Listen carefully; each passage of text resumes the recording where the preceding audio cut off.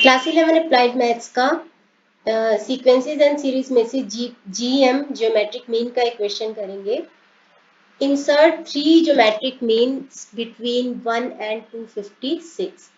तो 1 और 256 के बीच में geometric means let G1, G2 and G3 are free GMs between 1 and 256। अगर ये इनके बीच के GM है तो दैट मीन्स कि 1 से लेके फिर G1 फिर G2 फिर G3 and 256 is in GP। अगर ये इसके बीच के ज्योमेट्रिक मीन्स है तो इसका मतलब है कि ये 5 टर्म्स GP के अंदर है। GP का मतलब आपको पता है 2, 4, 8। सपोज ये है आपका कुछ टर्म्स हैं तो 4/2 2, 8/4 2, 16/8 2। तो जो रेशियो होता है अगली टर्म का पिछली टर्म के साथ वो हमेशा सेम रहता है, तो उसको हम जीपी बोलते हैं। अब इसको जीपी में लाने के लिए, इनके जीएम निकालने के लिए हमें वो रेशियो निकालना पड़ेगा। Let the ratio be R.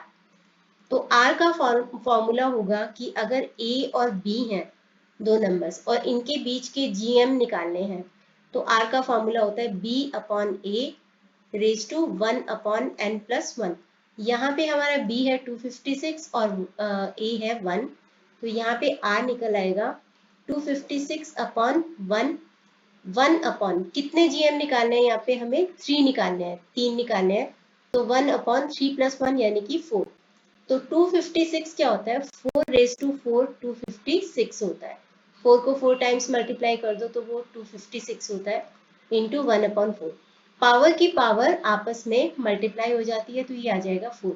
तो हमारे पास ए आर आ गया है, कॉमन रेशियो आ गया। अब हम 1 को लेंगे, 1 को 4 से मल्टीप्लाई करेंगे तो G1 आ जाएगा। तो that mean G1 will be A into R, A into R यानी कि 1 इंटू 4 4। और G2 निकालेंगे, इसी टर्म को कॉमन रेशियो से मल्टीप्लाई करते जाओ, 4 इंटू 4 16। और G3 निकालेंगे, 16 इंटू 4 64। और अगर आप इसके बाद चेक करना चाहते हो तो 64 इंटू 4 256 होता है। तो ये 3 GMs आ जाएंगे इन दोनों के बीच में। इसी तरीके से इसका सेकंड पार्ट है और इसका थर्ड पार्ट है, तो हम उसको भी कर लेते हैं। तो आर का फॉर्मूला भी हमें पता है कि क्या है, तो आर के फॉर्मूले को यूज करते हुए तो सेकंड पार्ट में आर होगा आपका 27/8 divided by 4/9 raise to 1/। Insert 4 geometric means, तो 4 ज्योमेट्रिक मीन्स इंसर्ट करने हैं, तो 1/4+1 यानी कि 5। तो यहाँ पे 27/8 इंटू 9/4 1/5। तो यहाँ पे आ जाएगा 4/9। 27/8 डिवाइडेड बाय 4/9। तो यहाँ पे आ जाएगा आपके पास 27 एंड 9। ये 3 के टेबल में आते हैं। जो 3 का टेबल में 3 इंटू 3 इंटू 3 यानी 3 27 होता है, और जो 9 होता है वो होता है 3 इसी तरीके से 8 जो होता है 2 होता है, और 4 होता है 2 और डिवाइड इसकी पावर है 1/5। यहाँ पे बेस सेम है, 3 और 3 सेम है, तो पावर्स ऐड हो जाएंगे यानी कि 3 + 2 5 हो जाएगा। नीचे भी बेस सेम है तो पावर 3 + 2 5 हो जाएगा रेज टू 1/5। अब 3/2 दोनों की पावर 5 है, सेम है, तो इसको बाहर ले जाओ, 5 इंटू 1/5 पावर की पावर मल्टीप्लाई हो जाती है तो ये आ जाएगा 3/2। तो इस तरीके से आर आ गया हमारे पास। अब हम जीएम निकाल सकते हैं। G1 अगर हमने पहला लिखा है तो G1 होगा 4/9 को 3/2 से मल्टीप्लाई कर दो, तो यहाँ पे आ जाएगा आपके पास 2/3। इसी तरीके से G2 निकालना है, इसको 3/2 से कॉमन रेशियो जो है उससे मल्टीप्लाई करते जाओ, तो 3/2 इंटू 2/3, तो ये आ जाएगा 1। G3 निकालना है तो 1 को 3/2 से किया तो 3/2। अब G4 निकालना है तो इसी को 3/2 को 3/2 से किया तो 9/4। तो ये आपके 4 ज्योमेट्रिक मीन्स आ जाएंगे। अगले के अंदर हमें 6 ज्योमेट्रिक मीन्स निकालने हैं, तो 6 ज्योमेट्रिक मीन्स निकालने हैं यही फॉर्मूला यूज करते हुए।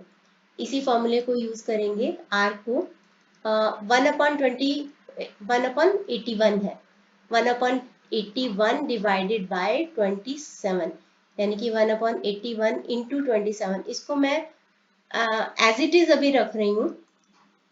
81 और 27, 81 आता है, 3 को 4 टाइम्स खुद से करो तो 3⁴, और 27 आता है, 3 को खुद से 3 टाइम्स करो मल्टीप्लाई तो 3⁵। तो मैं इसको इसी तरीके से रख रही हूँ। 1/3 बेस बेस सेम होता है तो पावर्स ऐड हो जाते हैं, यानी कि 4 + 3 7। इसी तरीके से रख के देखते हैं, क्योंकि हमें इंसर्ट करने हैं 6 geometric means. Just a minute, इसका हमने 1/6 + 1 नहीं किया, 1/7 हो जाएगा। तो यहाँ पे भी 1/7 हो जाएगा, 1/7 हो जाएगा, और यहाँ पे भी इसका 1/7 हो जाएगा। अब ये 1/3, 1 की पावर 7 भी हो तो भी वो 1 ही रहता है, तो 1/7 3/7, या फिर हम इसको लिख सकते हैं 1/3⁻7 इंटू इसकी पावर है 1/7। तो 7 से 7 कट गया, हमारे पास कॉमन रेशियो आ गया 3।